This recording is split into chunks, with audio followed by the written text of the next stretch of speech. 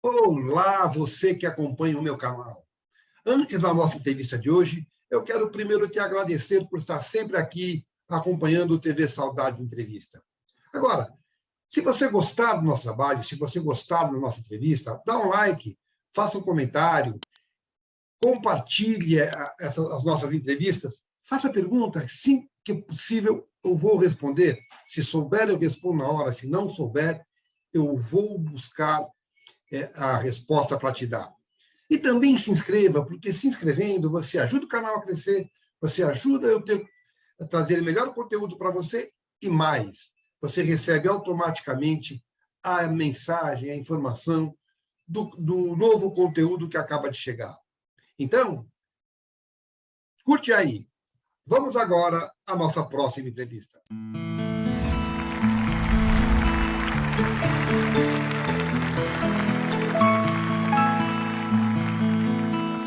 Outras remuneradas? Não, era tudo amador, entendeu? Tudo amador e tudo experimental lá dentro da equipe. Mas eu via que, você vê, né? Eu já estava meio com cinema na cabeça. Agora falando também que eu estou pensando, né? Gostava de fazer fotografia, então eu fazia fotografia. Achava o curso de teatro, não os professores, mas os alunos era muito cabeção, sabe? E eu já era assim do humor, e eu já gostava do Podminoga, a minha linguagem era mais do Podminoga. Então, eu meio fui abandonando o grupo de teatro do Equipe, fui ficando mais próximo do grupo do Podminoga. Quando eu entrei na ECA, eu fui para cinema porque eu também me juntou um pouco com essa coisa da montagem e também porque eu tinha achei o curso de teatro da ECA super careta na época e achava o curso de cinema mais bacana. E aí eu lembro que o Flávio de Souza, essa história é maravilhosa. Eu já estava, para você ter uma ideia, Américo, eu já era chefe de edição da Bandeirantes e eu editei toda a novela, acho que você é muito jovem, você não vai lembrar. Eu editei toda a novela Os Imigrantes. Você lembra dessa novela? Jovem, assim, lógico que eu lembro. Altair Lima, Alto Bastos e Rubens de Falco. Eu editei ela inteira. Quando passava na Itália, minha família ligava. Eu vi o nome da sua filha.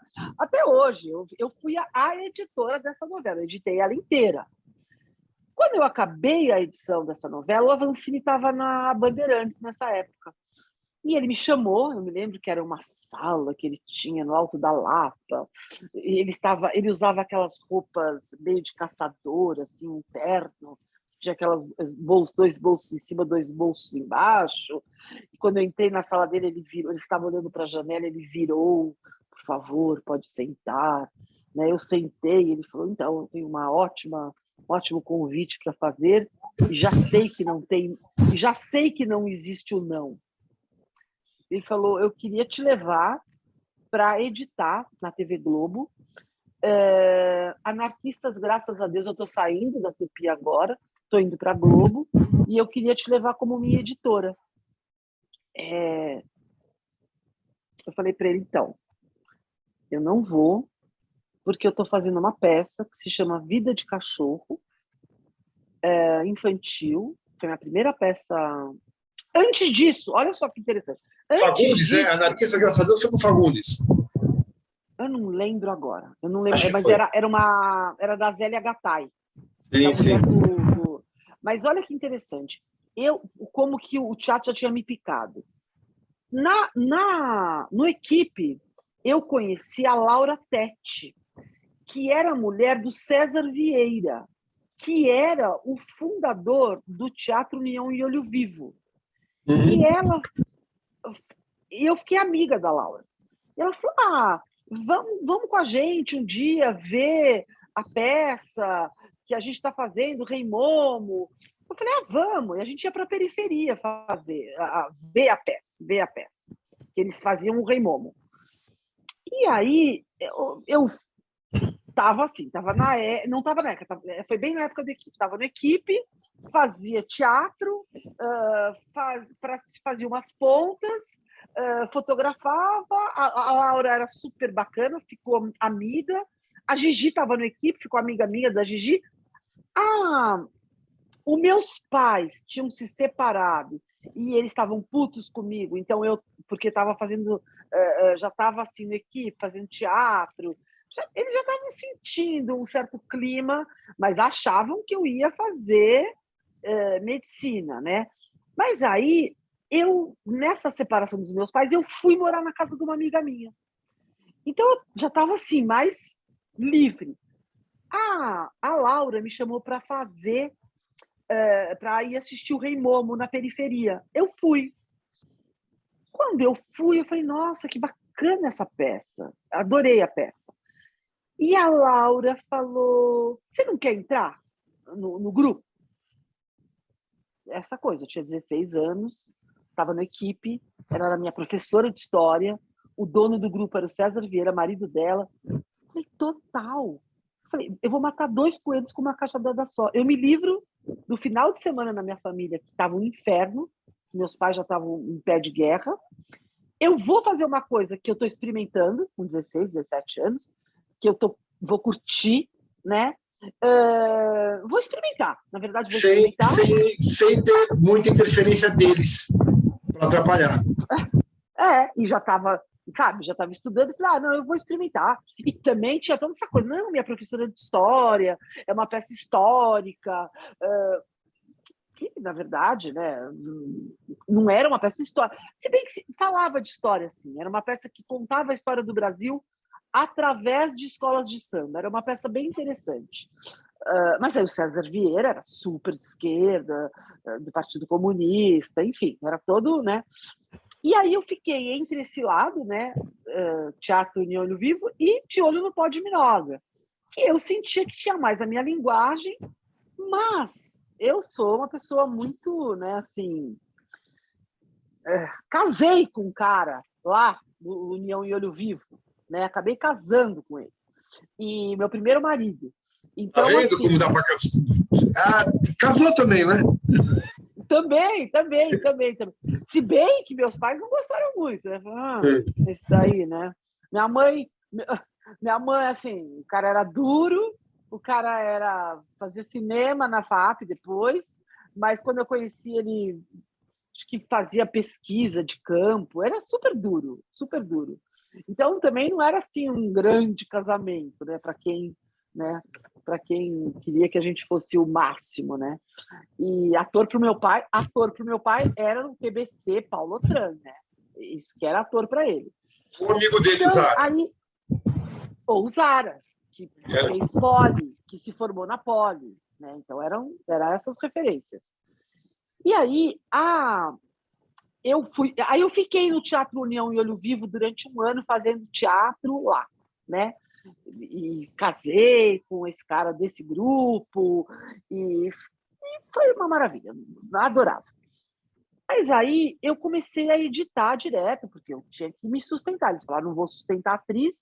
Então, quando eu casei com o Jordão, eu trabalhava na Tupi, eu fui para Bandeirantes e deixei meu cargo na Tupi, eu ensinei ele a editar.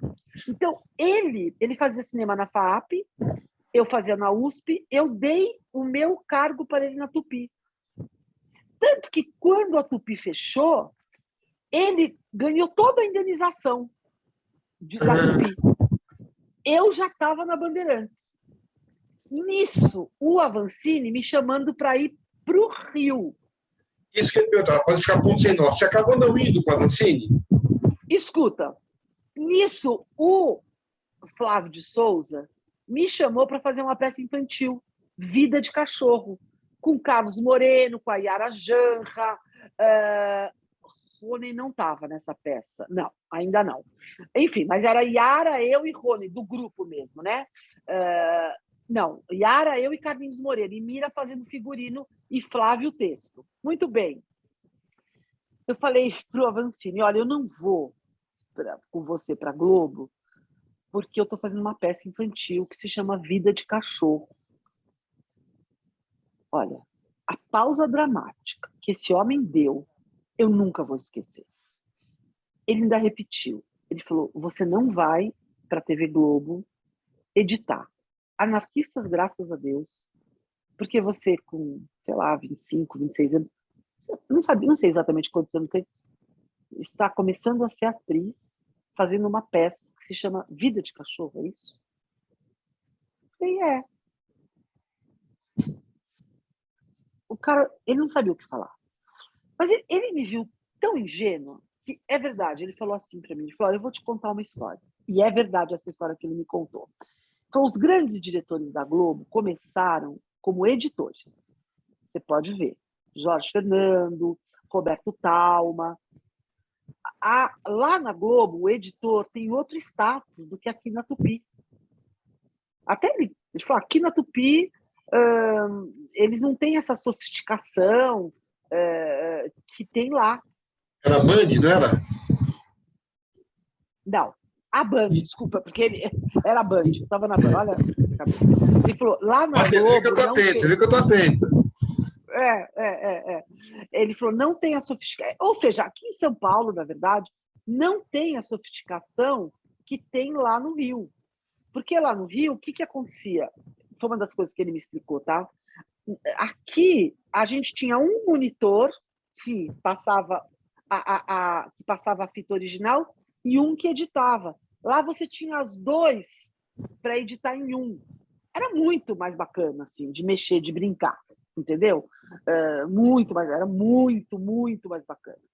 E aí ele falou que tecnicamente era maravilhoso e que para eu dirigir seria um passo, entendeu? Cara, o dia que eu contei para os meus pais, porque aí eu já estava ganhando muita grana. Eu já era chefe de edição na Tupi. Eu editava Os Imigrantes e era chefe de edição. Eu ganhava um puta salário, assim, sabe? Imagina, né? E Você aí, gostava de editar? Adorava. Nunca mais editou? Então, eu cheguei a editar um programa que chamava Manhattan, que foi da Flávia, não esse Manhattan de agora, que foi da Flávia Moraes, que ela é uma cineasta. Cheguei a editar um programa que chamava Vanguarda, que era do Galber Rocha, que ele foi para Bandeirantes, que foi o último programa que ele fez. E cheguei a editar, mas eu era chefe de edição nessa época, e cheguei a editar alguma coisa na cultura de programa que o Abujamra me chamou, porque o Abujamra também me conheceu lá da Tupi. Me chamou para... Sabe esses programas, telecurso? Sim, sim. Então, eu fui. Eu gostava de editar, eu era rápida, né? Adorava editar, Mas não era digital ainda, né? Era linha. Não era edição digital ainda, era linha, né? Edição em linha. Não. Era fitona, né? Primeiro aqueles... Né? Depois teve as fitas menores, né? Que eram sofisticadíssimos, né? Porque os meninos, os operadores de vídeo, não tinham que... A gente tinha que pedir, né? As fitas que a gente ia precisar, descia, aqueles trambolhos, botavam todos na mesa, aí os meninos tinham que carregar, botar na máquina. Eu cheguei para a Bahia editar pela Tupi, porque não dava conta, a gente não tinha tanta máquina. E para te contar uma curiosidade, eu editava, Américo, da meia-noite às 6 da manhã. Então, olha só, porque era quando a emissora saía do ar. Não tinha ilha de edição para você editar à vontade na Tupi. Então, eu editava à noite, da meia-noite às 6, passava em casa, tomava café da manhã e ia para a ECA. Não dormia. À tarde, eu dormia, acordava, fazia lição de casa e ia para a Tupi meia-noite.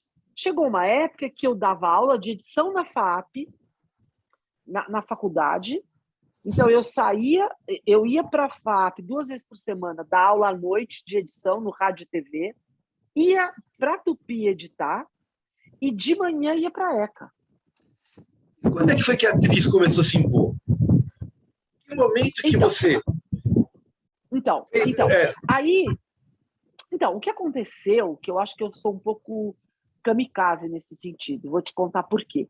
Porque quando eu fui para fazer o Vida de Cachorro, para mim era uma brincadeira. Mas eu já estava cansada de editar. Porque chega uma hora que a edição ela tem seus limites. Assim, eu não me sentia... Eu era muito jovem, eu não me sentia mais desafiada por nada, entendeu? Eu falei assim, bom, Aqui, digamos que é sempre a mesma coisa. Para quem está começando, não, mas para mim era sempre a mesma coisa, entendeu?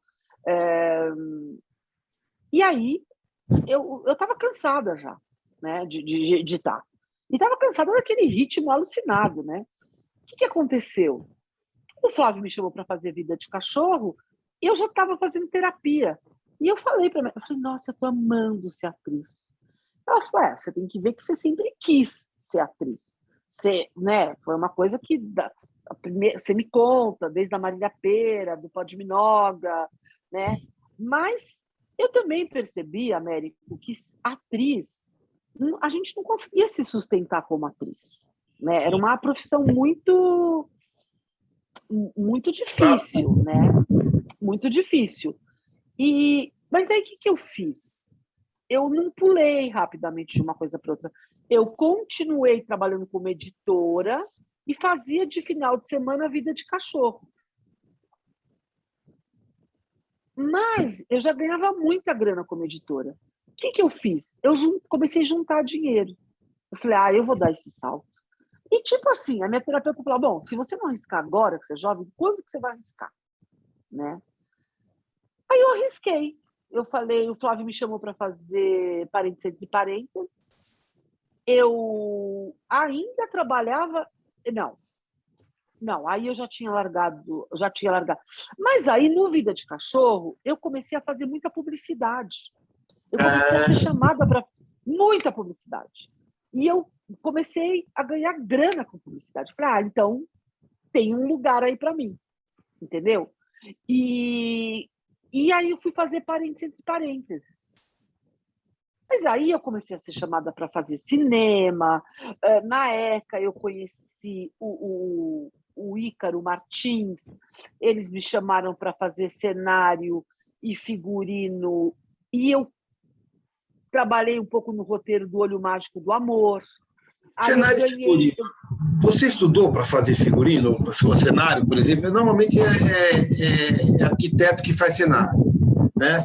Em geral. Olha que interessante. No Olho Mágico do Amor, eu conheci o Kiko, o Ícaro Martins, lá na ECA, né? E eu já era montadora. E o Zé, que também era diretor do filme, Zé Antônio, ele gostava das minhas histórias, eu escrevia histórias, né? Então ele me chamou para escrever com ele o Olho Mágico, mas aí eu acho que acabou de não ter tempo. Eu acabei não escrevendo o Olho Mágico com ele. Mas eu estava na equipe. Era um pouco assim, um trabalho de grupo, né?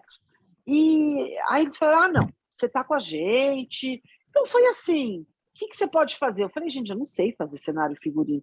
Não, você vai fazer porque você conhece, porque já tinha uma história que no Pó de Minoga, quando a gente fazia o curso, lá a gente fazia cenário, figurino, atuação, era tudo. Provavelmente fazia luz também. A gente se envolvia com tudo, né? E aí eles falaram, não, então o filme, você vê, o filme era um trabalho coletivo. Todo mundo se metia em tudo, era quase um trabalho de grupo. Depois as funções ficavam mais estratificadas, mas a gente era todo mundo junto, entendeu? E aí eu fiz casting, meu irmão participou, imagina, meu irmão médico, até hoje ele briga comigo. Para você me botou numa porra chanchada, ele dá aula na USP, ele é chefe da neurologia. Eu falei assim, você é louca, você me mandou num filme que eu não sabia nem que papel que eu fazia. Eu falei, precisa de um médico. Ele foi lá com o estetoscópio, tirou o batimento da Carla Camurati, só que era uma porra chanchada. A Carla ficava vendo pelo buraquinho a Dani Alves tirando a roupa, só que meu irmão só viu esse lado dele, né? Até hoje passa o Olho Mágico do Amor, ele fica louco. Ele fala, não acredito que você me botou nesse filme. E tem lá participação especial, Eduardo Mutarelli, é muito engraçado. Aí eu fui fazer esse mesmo grupo, os mesmos diretores me chamaram para fazer Onda Nova, que também era um filme que também foi interessante, porque aí eu queria fazer... Já nos anos 80 isso, né? Mas aí eu estava na ECA, eu queria fazer filmes na ECA. E os meus roteiros nunca vingavam. Porque estava numa época onde, eu brinco, né? Só se fazia filme preto e branco, sobre lixo, era horrível. Assim, humor era totalmente, sabe, fora de babado.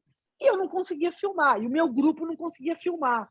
E toda vez que a gente mandava roteiro, o nosso nunca era escolhido. Então, esse grupo falou, não é possível.